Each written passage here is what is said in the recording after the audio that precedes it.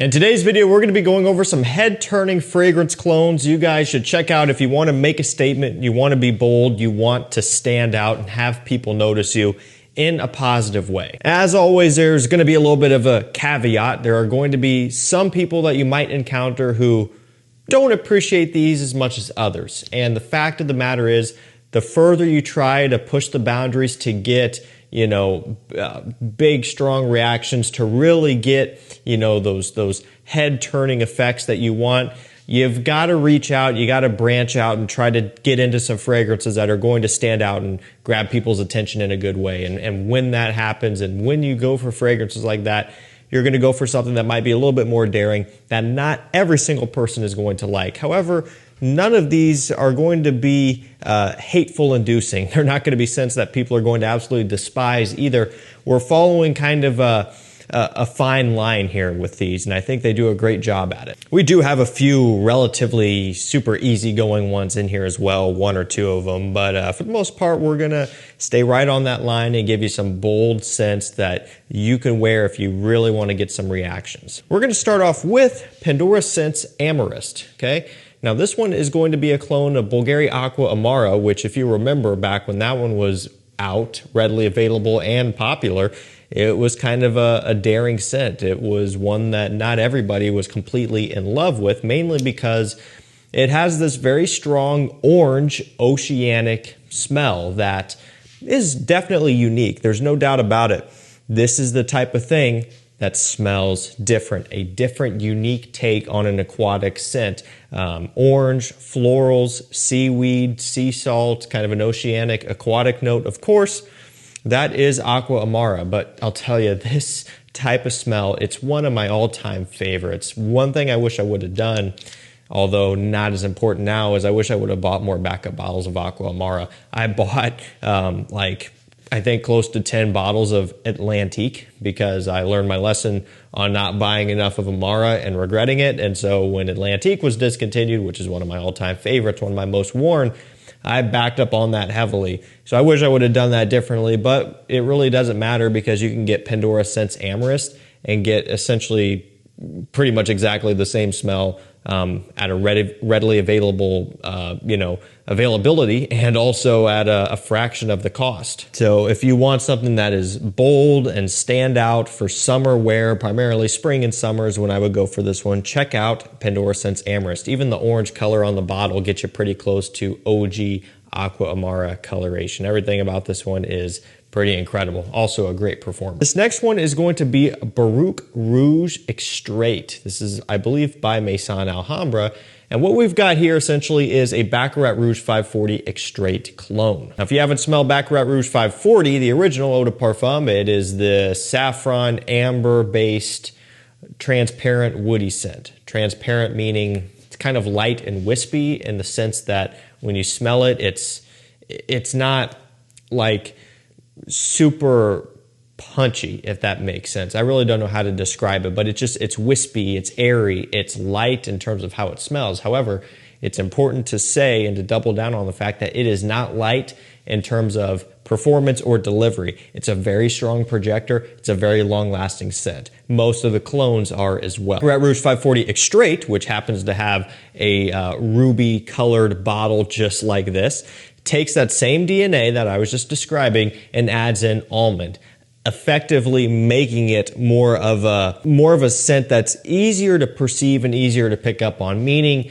you'll find that with Baccarat Rouge 540 EDP, you go nose blind to it quickly, and that is such a common thing you see over and over again. People buy it, or more commonly, they sample it and immediately come back and say that it only lasts for 2 hours, and everybody that talks about it online is lying about it performing good, and it's kind of an ongoing thing. No, it doesn't last for 2 hours. It's just that you went nose blind to it quickly, probably even quicker than 2 hours sometimes, because of the heavy focus on all of the ambergris/ambroxan, whatever you want to call it.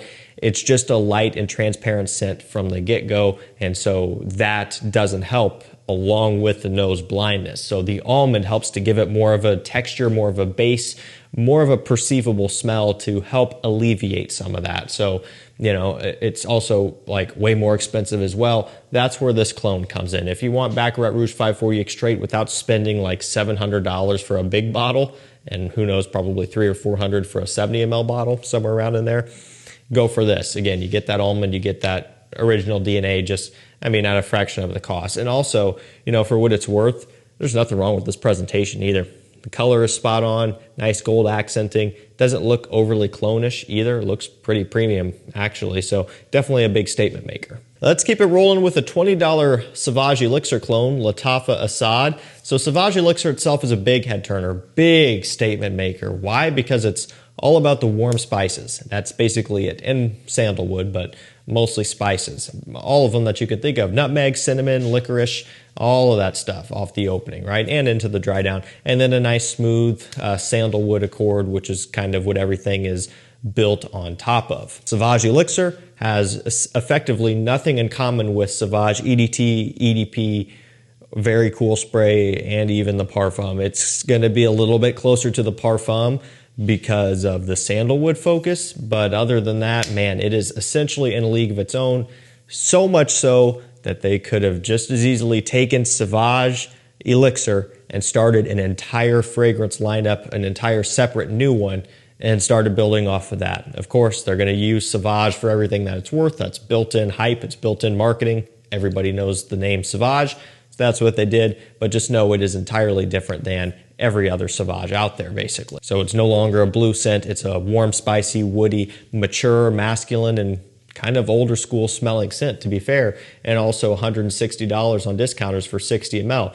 This is 100 ml, 20 bucks. It's also a strong performer, and it just, man, it's so close that it puts into perspective just how crazy, you know, the prices are on a lot of this stuff. I lost my atomizer when I took the cap off, but man, you got to have Sauvage Elixir in your collection, in my opinion, and a great way to get it is Lattafa Asad for 20 bucks. This next one is Armaf Club de Nuit Urban Man Elixir. So this is essentially going to be kind of a hybrid scenario here. Kind of Creed Aventus meets OG Dior Sauvage, essentially what it is, in my opinion. More so Sauvage leaning, I would say, at least smelling it off the opening. Let's atomize it. Might as well put it on skin. I'm going to shower after this, but yeah, definitely do still get some Aventus for sure. Nice bergamot pineapple open, but then tons of pepper, tons of ambroxan, tons of a Sauvage type of smell as well. So it's kind of mixing the two together. This is not the first thing that's done that. It's been done quite often from a lot of other clone brands. I think maybe one of the first to do it might have been Parfums Vintage, although probably wrong on that. I know like Dua, Alexandria, they were playing around with mixing Aventus and Sauvage together as well. People would do it manually, so like you would take your actual bottle of Aventus and your actual bottle of Sauvage and combine them. I've done that several times over the years too, so this concept is nothing new. Armaf was kind of late to the party on this one. But it does make a lot of sense to buy this because you're getting essentially two for the price of one. Now you can't separate them obviously, but it's like, you know, you spend whatever it is on a Sauvage clone and whatever it is on a Creed Aventus clone, you're into it for more money than this. You get double the amount, but this is already pre-mixed. There's different ways you can look at it, but to me, this one, it still smells great. Really, really well blended, pretty even. You know, if you really think about it and you smell it, a little hint of vanilla too. Older batches of Creed Aventus back like a long time ago, like 16C01 maybe, or 16A01 actually, was known for having a lot of vanilla in it. And vanilla with Aventus is absolutely delicious smelling, and you get a little bit of vanilla here too. So nice little touch. This stuff, it smells great. If you want compliments, this will work essentially without fail. This is going to be probably one of the safest choices in this video. It's beast mode, super strong, long-lasting, projecting. Such a fantastic compliment getter. This is the type of thing that turns heads and, I mean, have people asking you like what it is that you're wearing and approaching you first. This simply is engineered for ultimate mass appeal. Next up, we have Alpine Homme Sport by Maison Alhambra. This is going to be the other safest choice. So yeah, these two right here back to back are my two really, really safe options. I think we all have an understanding, but this one is going to be tackling Chanel Allure Homme Sport, the original. Almost said extreme out of habit. Not the extreme at all. Allure Homme Sport. Now you're asking yourself, I have Versace Pour Homme. That smells similar. Yes, you do. You probably don't need this. I have Maison Wave. That smells similar. Yep, then you probably don't need this either. What is this for? Well, this is for if you want a straight up clone of Allure Homme Sport itself. Now, Versace Pour Homme, it's similar. It's brighter and fresher. Maison Wave is similar. It combines the Versace and the Chanel. This is a standalone Chanel clone. Now, again, is there a redundancy factor if you have those other ones I mentioned? Yes, absolutely. Again, you probably don't need this, but this is a straight up clone. Also is going to be a clone of the bottle, right? This does look staggeringly like the Chanel.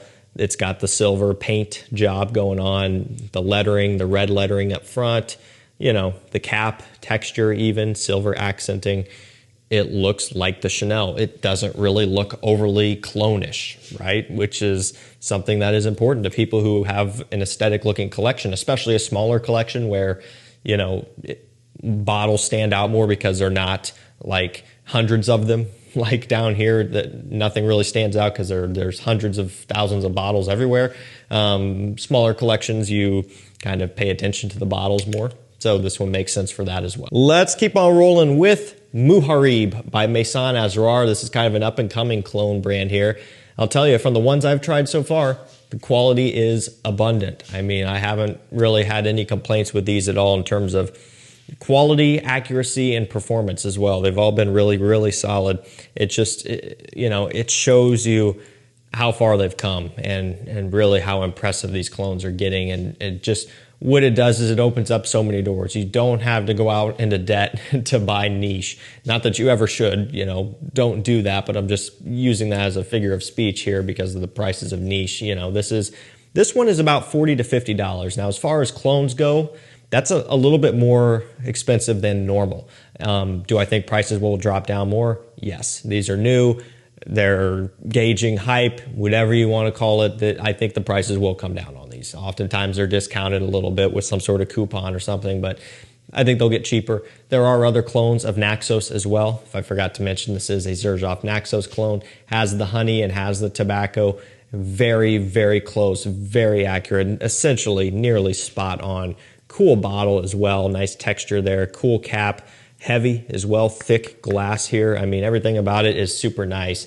And again, it gets you into that Naxos DNA, which is just a big head turner on its own. It's something that stands out, especially for fall and winter time. And we're gonna finish this video off with a brand new clone release. You know, it's, well, I guess it's never too early to start featuring this one whenever I can fit it in. I absolutely love this one.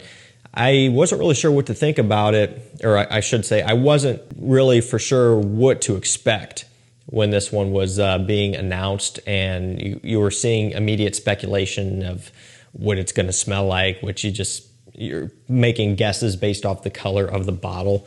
So, you know, everybody was throwing a bunch of stuff out there.